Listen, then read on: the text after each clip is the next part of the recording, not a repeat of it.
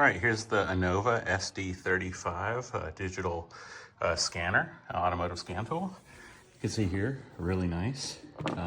It's got a nice soft rubber case around it. Rubber buttons for actuation, rubber coated. The actuation feels really good. Got a home button. It's got the 16-pin OBD2 cord. It's detachable. You can see here. This is the top of the scanner. It's got a USB port here for doing any updates and stuff you need.